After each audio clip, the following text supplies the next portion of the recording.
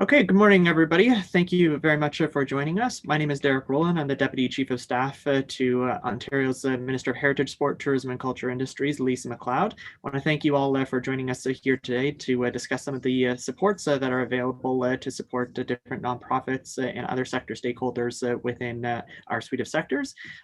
We have a great presentation lined up for you here today, but before we dive in, I'm going to turn it over to MPP Dave Smith for some introductory remarks. MPP Smith, over to you. Thanks very much, Derek, and I greatly appreciate everyone coming out today. It's been said a number of times, and I'm sure that Minister MacLeod is going to say this sector has been hit first, hardest, and will be hit the longest. We're seeing it significantly here in this riding, with an unemployment rate right now of 13.9%, the highest in Canada. And it's because we have a very large hospitality and tourism industry here in this riding and our neighboring ridings of Laurie Scott's and David Piccini. Thank you so much, Minister MacLeod, for taking the time to reach out to the great people of this area and let them know what we have for supports for them so that we can move forward and be able to reopen successfully once we get through all of this COVID-19 stuff. Again, thank you very much for this, Minister MacLeod, and I'll turn it over to you. Thank you. Actually, I see that we have another MPP joining us, MPP David Piccini. So MPP Piccini, why don't I give you a chance to provide brief introductory remarks before the Minister. Thanks very much, Derek, and thank you to all of you for joining us with Minister MacLeod. Minister, thanks for taking the time to come into our community to speak to those who, as you've said, have been hit hardest and longest throughout this pandemic. And without question, the difficult decisions that have been made to try and flatten the curve, protect the integrity of our healthcare system have had a very significant impact on our communities. And we're very proud, both MPP Smith and I, to represent a beautiful, from the rolling hills of Northumberland into the Kawarthas, and up into Haliburton, Laurie Scott. We've got a remarkable community here, and I know in Northumberland, Peterborough South, on the shores of Rice Lake, over into the beautiful areas of Ganaraska Forest and Clarington. I mean, we are a destination with a number of beautiful heritage communities, phenomenal businesses that have been deeply affected by COVID-19. So these opportunities to walk through the supports that are available for you are critical. Minister MacLeod has done a number of tables, active tables, where we're discussing this in great depth. And it's because of all of you and in leading on you that we'll get through this. And appreciate everyone taking the time to join in, to understand the supports available to them, and to work with our ministry as we chart out 2021 and beyond 2022 when it's safe to do so. That's going to be the year of the vacations in Ontario and then specifically in our region. So thank you, all of you, for taking the time to join us. Thank you, Minister MacLeod, for being with us today. Yeah, thank you, David, and thank you, David and Dave, the two Daves, as Laurie calls you. So it's great to be with both of you. Just before I get into my remarks, I do want to point out that MPP Dave Smith sat on our amateur sport panel, and in order to ensure that we have a path moving forward to support our sports organizations. And MPP Piccini has been incredible in getting out the great information on the Ontario Trillium Foundation, but more recently he has been dedicating many of his days and nights in working to get ski hills operated and opened across the province as my special advisor within the ministry. And so I appreciate the work that he's been doing here. So I just want to briefly talk about the purpose of this webinar and what we hope you get out of it, and the dialogue that we'll be having. We have just over 100 people who've joined us from a variety of different sectors in heritage, sport, tourism, and culture industries. And I know that this has been a very difficult time for all of you in these sectors, given the uncertainty around the virus and, of course, the indeterminate time we have been dealing with it. It was mentioned by both my colleagues that our sectors were hit first, hardest, and we will take the longest to recover. In fact, it will be a long and slow recovery, as I often remind my cabinet colleagues and my caucus colleagues, which is why the supports the government is providing is going to be absolutely critical to the viability, sustainability, and the recovery of each one of our sectors. So today you're going to be hearing from a Ministry of Heritage, Sport, Tourism and Culture Industries, ADMs, Steve Harlow and Kevin Finnerty. They're going to walk you through what the restrictions are right now, and then they'll talk about two new areas of funding that will be released imminently for community organizations to access. So the first is the Ontario Trillium Foundation, which has an annual $103 million budget, will be increasing by $25 million this year and another $75 million next year to support not-for-profits, cultural, tourism, and sporting and recreation organizations to build back community capacity. And so they'll talk a little bit about that, and we'll provide details once those are firmed up with the Ontario Trillium Foundation. The second is the Ontario Arts Council will be receiving an additional $25 million above and beyond its $65 million annualized budget. And as a result of that, we will be distributing $24 million to core cultural organizations across the province, with an additional $1 million going directly to artists. So they'll talk you through those. We'll then have Ministry of Finance officials on to discuss some of the small business supports that are that do help our core cultural attractions, tourism organizations, and many of our other facilities that intersect with this ministry. So they'll be talking about the $20,000 small business grant, the property tax and energy bill relief, as well as the $1,000 for PPE. Finally, we will have a member of the Ministry of Government and Consumer Services staff pop on the line to do a demonstration of the portal. So it walks you through how you can actually access these small business supports and actually apply for them. So our hope is that today you're going to be able to access these funding supports, and we can continue to help you. Now, there is a little Q&A box at the end. You're welcome to ask questions through that. My assistant, Olivia, will be on the other end of it. However, if you would prefer, just because some of these questions may be better directed at a different ministry, we would encourage you at any time to email minister.mcleod@ontario.ca, and we endeavor to get back as quickly as possible. So again, that's minister.mcleod@ontario.ca. So with that, we've had a lengthy pandemic, and we have some relief on the way. And so I'll now turn it over to Derek to introduce our ADMs for my ministry. Thank you. Thank you very much, Minister, and thank you to MPP Smith and MPP Piccini for your remarks as well. We'll begin with ADM Assistant Deputy Minister Kevin Finnerty within our ministry, who will walk us through the current restrictions, which are important to understand as they apply right now as part of the lockdown measures, but also the eligibility going into the small business supports, which we'll talk about with the Ministry of Finance. So with that, Kevin, I'll turn it over to you.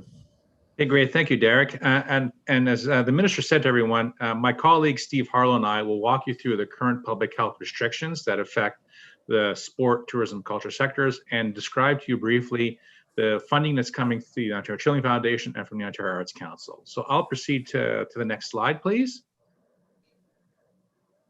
So what I want to do is basically walk through briefly those businesses permitted to open, as well as sector-specific public health, work and safety restrictions. As always, this is a high-level overview, and if you want more details, please go to Ontario Regulation 8220 for all the details. So I'll go to the next slide, please. So I'll start with meeting and event spaces. So right now, currently, given the lockdown restrictions, meeting and event spaces are permitted to open only for limited things such as the operation of childcare centers, our recreational skill building programs, court services, government services, mental health and addiction support services to a maximum of 10 people, social services, and collective bargaining as long as no more than 10 people are in the rented space. If anyone's in that rented space, contact information must be collected. For short-term rentals, like cabins, etc., only to be provided to individuals who are in need of housing. Any reservations made prior to the lockdown will be permitted only if the individual is in need of housing. Ice fishing huts may only be rented for day use and for use by members of the same household, with some limited exceptions. Important to note that the conditions to rent out an ice fishing hut do not apply if it is for the purpose of exercising an Aboriginal or treaty right. Restaurants, bars, all food and drink establishments are closed with the exception of takeout, drive-through, and delivery, and that does include the sale of alcohol. Next slide, please. Services such as hotels, motels, lodges, cabins, resorts are allowed to open. However, shared amenities like pools, fitness centers, and recreational facilities must be closed. Seasonal campgrounds can only be open for trailers and recreational vehicles for people who need housing. That means that campsites must have electricity, water services, and sewage disposal. All shared facilities like recreational and other shared facilities must be closed, and other areas of the seasonal campground must be closed to the public as well.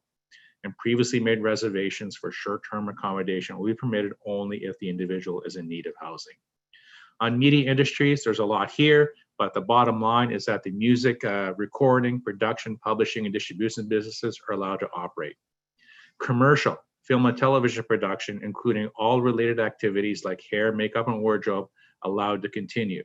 No audiences, no more than 10 performers on the film or television set at any one time. A film or television set may be located in any business or place, including any business or place that is otherwise required to be closed. So in other words, if a restaurant is closed and it's required to be used for a film and television set, it's allowed to be used to do that. And of course, there's requirements for social distancing, hair and makeup, people must wear appropriate PPE, and if there's any instruments or musical instruments or singing, there must be appropriate separation as well as barriers like plexiglass. And film and television post-production, visual and special effects, animation studios are allowed to operate. Book and periodical publication, publishing and distribution is allowed to operate. Commercial and industrial photography is allowed to operate, but studios, retail studios are not allowed to open. And interactive digital media businesses, including computer system software, applications, publishers, video game developers are allowed to operate. Next slide, please. In the entertainment sector, so all concert venues, theaters, and cinemas, including drive-in and drive-through events, are closed for all purposes. And that includes rehearsing or performing a recorded or broadcasted concert, artistic event, theatrical performance, or other performance. Libraries may open for contactless curbside pickup and return or for delivery. For some limited reasons like childcare, mental health, and addiction support services, to a limit of 10 people for those purposes, and provision of social services. If people are entering the library for those meetings, contact information must be required, and of course, the requirement to ensure that circulating materials are appropriately disinfected or quarantined continues. Museums and other heritage institutions are closed. Horse racing is only open for the purposes of training. No races and no members of the public allowed. Nightclubs and strip clubs are only permitted to operate if they operate as a food or drink establishment, subject to the rules outlined before. Next slide, please. Zoos, aquariums, amusement parks, water parks, tour and guide services are all closed. For zoos and aquariums, obviously they're permitted to operate for the care of animals only. So I'll now pass it over to my colleague, Steve Harlow, who will walk you through the restrictions in the sports sector. Over to you, Steve. Thanks very much, Kevin. And next slide, if you could, please. So I'm going to speak to the indoor and outdoor sport and recreational fitness activities. So they're closed except for facilities operated for the sole use of high performance athletes training for the Olympics or Paralympics for upcoming summer and winter. The second exception is professional leagues. There's a number of them have been identified, and those professional leagues need to submit a plan to this CMOH to demonstrate how they can operate that league in a way that protects public health and the health of the individuals. So fortunately, through the minister's work, we're able to have the Toronto Maple Leafs and the Ottawa Senators being able to play in their facilities to entertain us, but there are very limited exceptions, and the highest degree of safety has been put in place.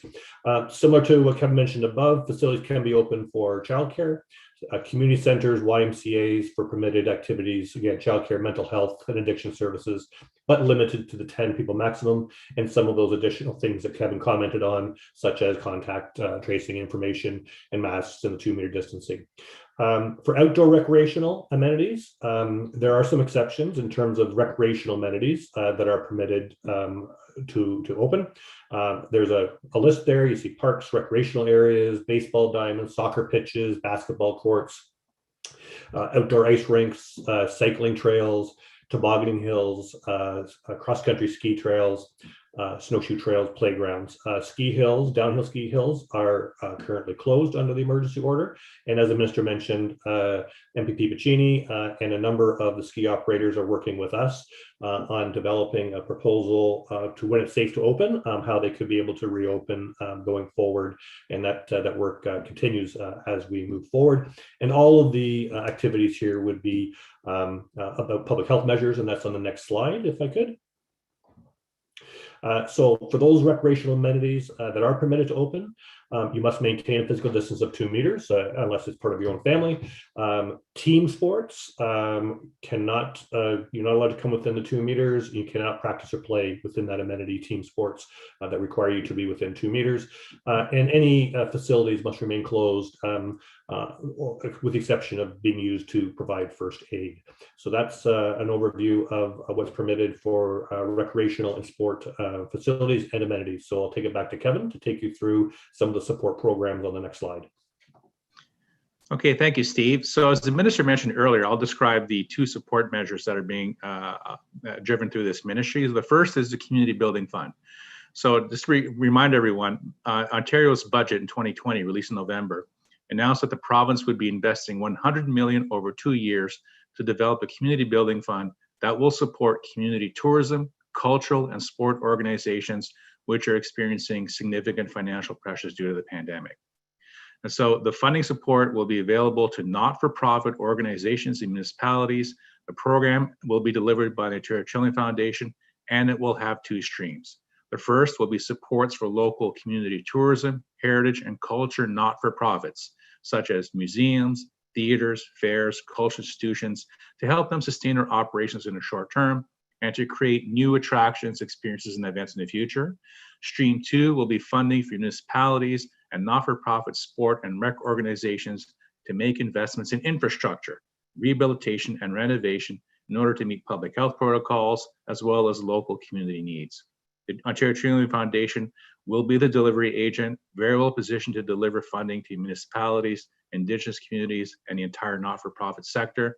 Very strong relationships with sector stakeholders, vast amounts of experience delivering grants on behalf of the government in a very timely manner.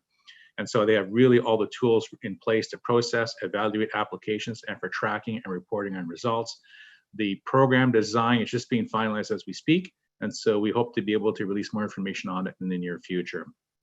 The next program, which is on the next slide, is emergency support for Ontario's core arts organizations. Once again, Budget 2020 announced that the government would be providing emergency funding of $25 million for Ontario's arts institutions to help cover their operating losses incurred as a result of the pandemic. So this funding will help those organizations remain solvent and prepare them for a time when they can fully reopen their facilities, resume their programming, and welcome back all visitors and their audiences. Of course, the Ontario Arts Council has been selected as the delivery agent because of their experience and their history of funding Ontario's core arts organizations, including the large major organizations like the Stratford Festival and the Shaw Festival.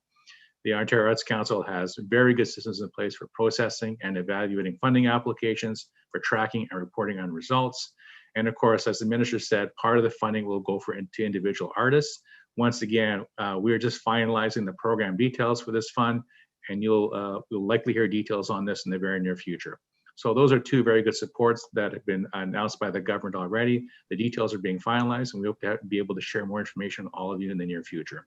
So I'm done my part of the presentation at this point. I'll turn it back over to Derek to introduce the next segment. Over to you, Derek. Thank you very much, Kevin. Steve, I appreciate you walking us through those measures and the 2 programs that will very shortly be available through our ministries agencies. And with that, we're going to immediately go into a presentation from the Ministry of Finance. So we have Assistant Deputy Minister Tim Sherman available to walk us through the Small Business Support Grant Program that is currently accepting applications online. He'll go through the eligibility criteria as well as some of the finer details that have recently been announced before we turn it over to the Ministry of Government and Consumer Services to direct you exactly how to apply.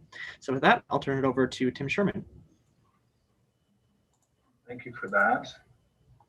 So it's going to provide a kind of a high-level overview of the grant and hopefully be a helpful scene setter before folks take you through the detail of the portal. So turning to slide 2, government announced the move to a broader province-wide shutdown on December the 21st, and at the same time announced that it would be introducing a new Ontario Small Business Support Grant in recognition of the impact that the shutdown would have on Ontario small businesses. It's worth noting that this new grant is over and above other existing programs that the province has put in place, such as the property tax and energy rebates, or the support that's available to businesses through many federal programs. So the new grant will provide a minimum of $10,000 and up to $20,000 for eligible small businesses that are expected to experience a minimum of a 20% decline in revenue. So every small business will be able to use the support to navigate the challenging times and whatever makes the most sense for them. I think all of you on this call will have a much better sense of some of the ways in which businesses will be able to use this support. And there are 3 basic eligibility requirements in the bottom of the slide, which are probably a helpful framework to use when thinking about eligibility for the program. So first, the business needs to be either closed or significantly restricted by the provincial shutdown. And we have a list of businesses that, or categories of businesses that meet that eligibility later on in the slide deck. And the portal, of course, in the application will make that clear. Second, this is targeted at small businesses. And so the definition that is being used for this program is common in other contexts. And it's having less than 100 employees. So basically between 0 and 99 employees at the enterprise level. And finally, the business needs to be able to demonstrate that it will experience a minimum of 20% revenue decline as a result of the shutdown. The primary way that this will be measured is by comparing April 2020 with April 2019 monthly revenue. But there are alternate measurements in place for businesses who were maybe established outside this window. And we also have a slide to show you what some of those comparative points will be. And of course, applications for the new program opened today. So the portal that folks will take you through is now available for applications. Next slide, please.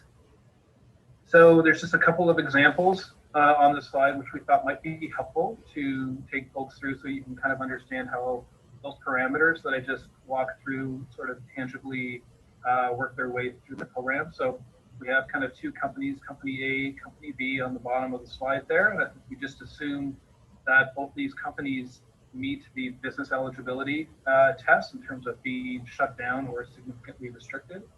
And if you look at Company A on the left, so you'll see that it says there it'll experience a monthly loss of $20,000, which is equivalent in their context to a 25% decline in revenue. So that means they meet the 20% revenue test, and they will be eligible for a $20,000 grant, which is also the maximum, but it fully offsets the revenue decline that's been presented by the company. And then on the right, there's a monthly loss of $15,000, which is also 20%. So they meet the 20% threshold for the decline, and that entire amount, $15,000, would be funded. So turning to slide 4 to talk a little bit about the revenue comparators. So as I mentioned before, businesses that perhaps were not in operation in April 2019 will still be able to calculate a revenue decline using various alternative revenue decline comparators. And the goal here is to make sure that all small businesses will be able to be eligible to apply for the grant. As you see, the chart on this slide shows the different comparators. So I think one thing you'll notice when you look at the comparators is what the program is trying to capture is 2 points in time. One where the business would have been kind of in normal operations versus when they would have been experiencing some kind of public health restriction. So for example, if you look at the second row in the chart, this is for a small business that went into operation after April 2019, and so as a result couldn't use that more general comparator. So sometime between May 2019 and January 2020, the revenue comparator that they would use is February 2020 and April 2020. And when you think back, February was sort of a pre-pandemic, pre-lockdown, provincial lockdown month, whereas April, the province was in a lockdown scenario, and so as a result, it's meant to be a good representation of the impact that business would have been experienced in the current provincial shutdown. And then just a note at the bottom of the slide, winter seasonal businesses will also be permitted to apply, and there's an alternative revenue decline comparator of they can choose between December 2019 and December 2020 or January 2020 and December 2020. And that's just a recognition that winter seasonal businesses may have a different rhythm and cadence to their business. And so we're providing some flexibility for those businesses. All right, and then slide 5 provides the list of eligible small business types. So these are ones that are subject to closures or significant restrictions under the current shutdown. As we mentioned, this is sort of the first test that businesses need to meet as part of the application process. And if they meet this plus the revenue test, they will be able to receive a minimum of $10,000 and up to $20,000. For the period of the provincial shutdown, I just wanted to note that this is also the list of businesses that will be eligible for the, excuse me, for the property tax and energy rebate. So I know we're focusing on this program, but it's just another reminder that there are other support programs in place for businesses. So if they don't meet some of the other tests, for example, around revenue for employees, there are these other rebates that you can also apply for. It's all in the same portal, which makes it much easier for businesses to be able to enter that information. And then the footnote on the bottom there, just to be clear that there are businesses that are not eligible. And those include those that were already required to close prior to the introduction of the modified stage 2 measures in October. So that's kind of the starting point for determining business eligibility. And then of course, any essential businesses that are permitted to operate either within capacity restrictions or otherwise deemed essential are not eligible. So this is the final slide, and hopefully that gives you a good snapshot of program parameters and eligibility. And I will turn it over to, I guess, the folks to take you through the portal itself. Thank you very much, Tim. Appreciate you walking everyone through those finer details about the small business support program. We certainly encourage everyone to apply and take advantage of that. I do see some questions coming in here, and I just want to remind you that if you do have a question, you can use the QA box below or send a note directly to minister.mcleod@ontario.ca. We'll try our best to answer you based on the information available within our ministry, but of course, some of these programs are managed through the Ministry of Finance. Economic development, job creation, and trade. That if we don't have the answer for you, we'll be sure to put you in touch with the appropriate individual.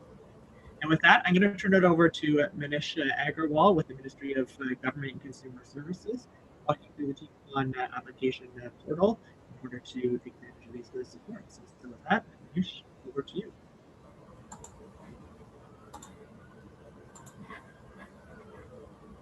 So I've heard about this new program, and I come to Ontario.ca with a beautiful background. Here, I click on English, and I see the link where it says support we are providing for small business. I want to know as a small business what kind of support I'm getting from the Government of Ontario. I click on this link, which takes me to a page with all details about the different programs that the Government of Ontario is having for in support of small businesses.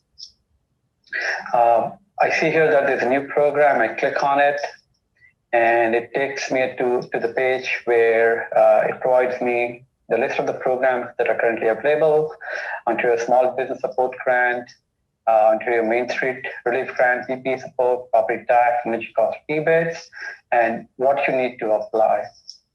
So the program information, what the program is, what I will get as a small business, what are the eligibility criteria, and information about the other programs as well.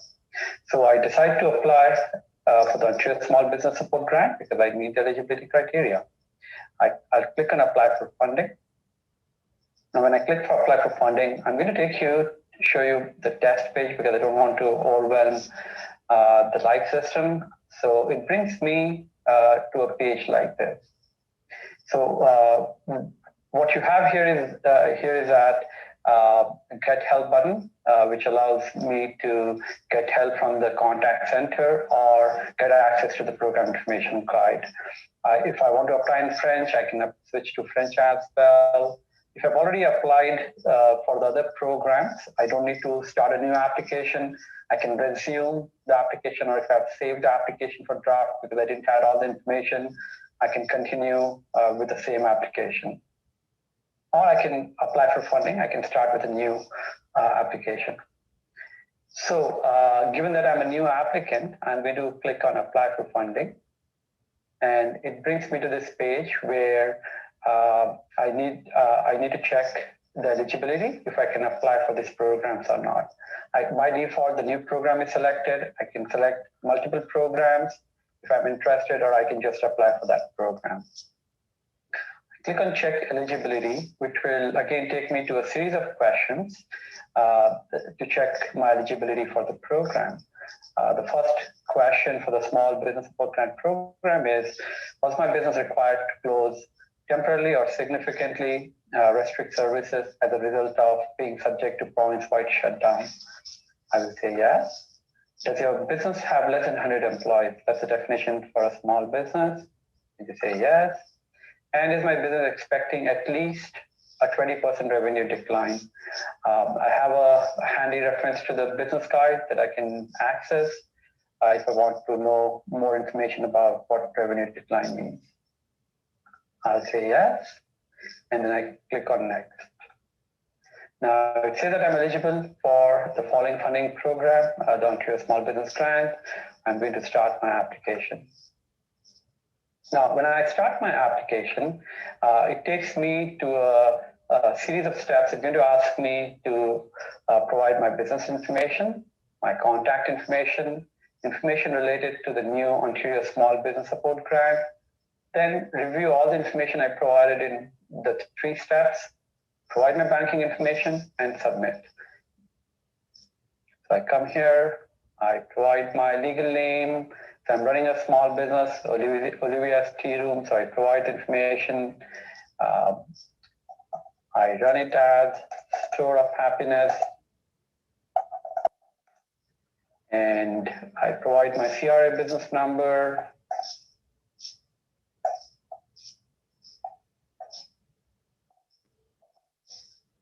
Now, at this stage, I can validate the business number if I'm not sure if my business number is correct or not. If it's correct, I don't need to validate it there. If I don't know where to get the business number, we provide a handy tip. It can be found on the GST, HST return, or the employer payroll, or T2 corporate tax filing. Now, if I'm a self-proprietor who doesn't have a business number, we also provide a handy link on how to obtain the business number from the CRA website. The next step is to provide the address information. I can use address lookup postal code, or if I know the address, I can directly key it in.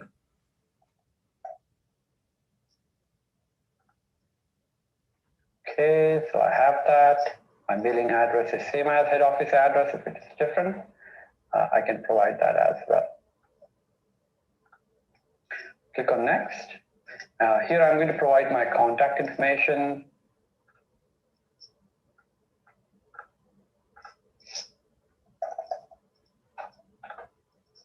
Nash, last name is Agarwal, phone number,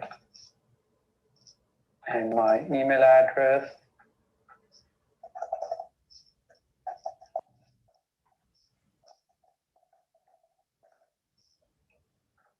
Okay, so I've provided information, I've confirmed my email address is that. It's very important to provide the correct email address, validate it again, because that's the address that is being used in terms of sending emails, confirming the receipt of your application, confirming the payment process, and if you have to come back and resume your application. I'm going to confirm that I'm the owner and I have the signing authority for the individual, trust, for the business. At this point, I can save a draft, which allows me to come back. If I don't have all the information, I can come back and resume the application. All this information will be saved. I don't have to provide that information again. Click on next. Now here I'm going to provide information very specific to the Ontario Small Business Support Grant. Right up front, we provide the application guide, which the users can review, the applicants can review in case they have more questions or they want to find more about the program. I need to provide my business type, and it's restaurants and bars. Now it asks me if my question is part of an enterprise or an affiliated enterprise. We have a handy tip in terms of what it means, enterprise, or they can refer to the application guide for more information. So my business is not part of an enterprise, so I'm not going to check that.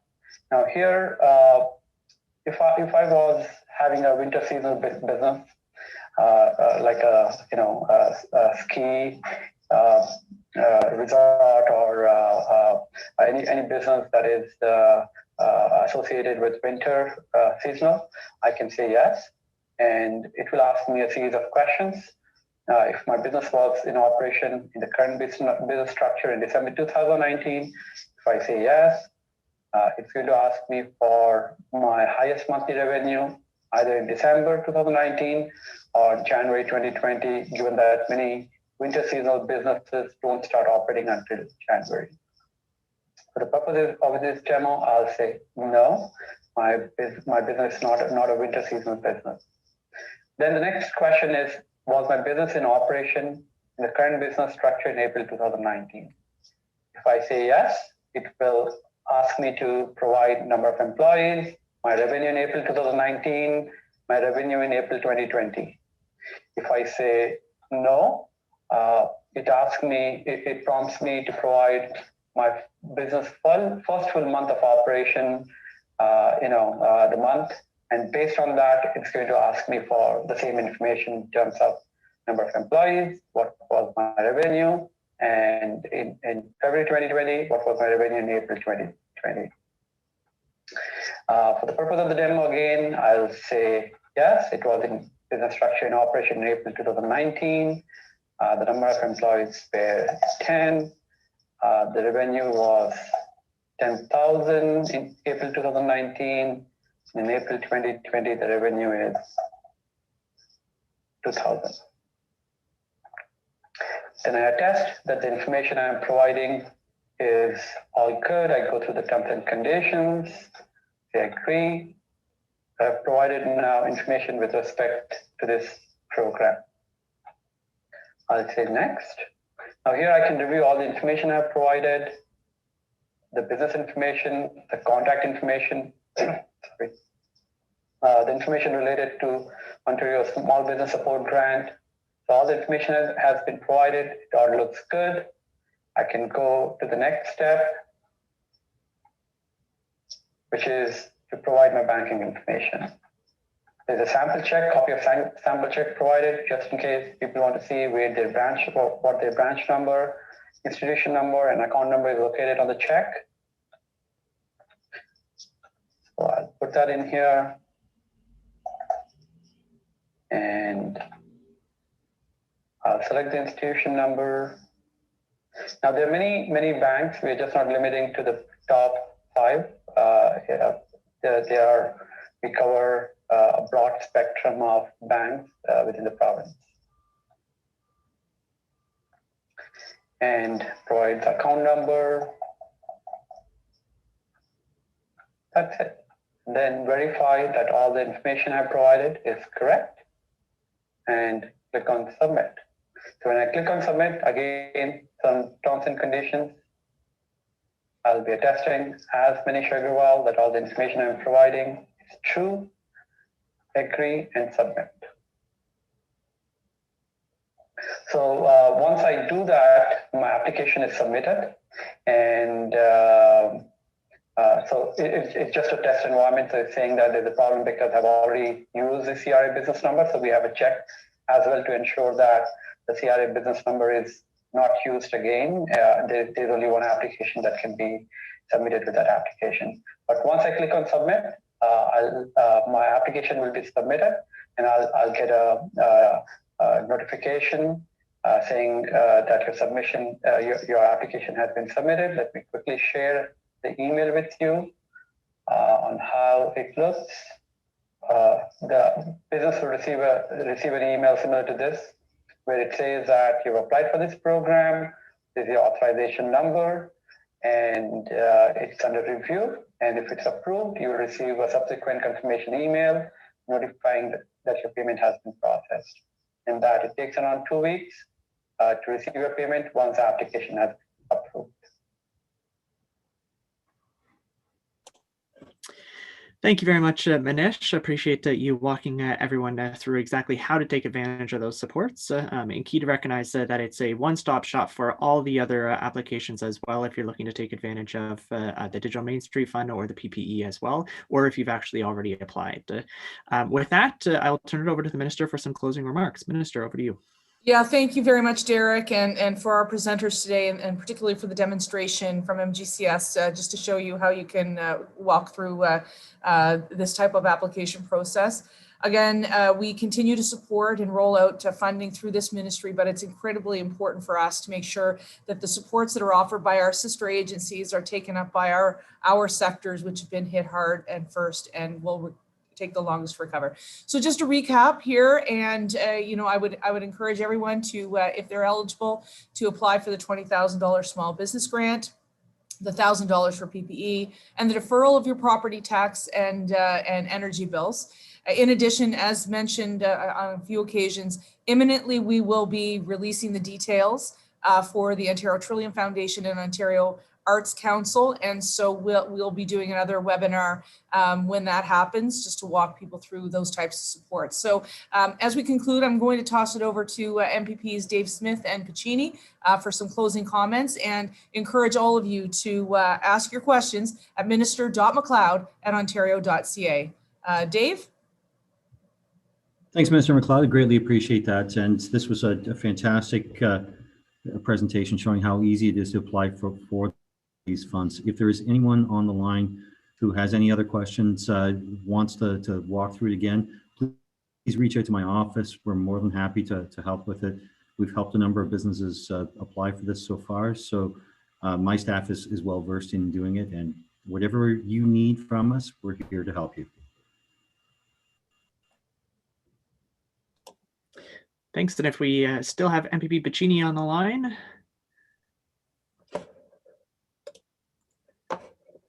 We may have lost him. He may be in the middle of something else. So Minister, I'll turn it over to you to take us home. Okay, thanks, Derek, and thanks, everyone. We're looking forward to making sure that we get you supported, and we're going to continue to work through our white paper process and through our multi-year planning and recovery process to ensure that we come back and build out stronger and better. So please take care, stay safe, and good luck. Thank you. Thank you, everyone.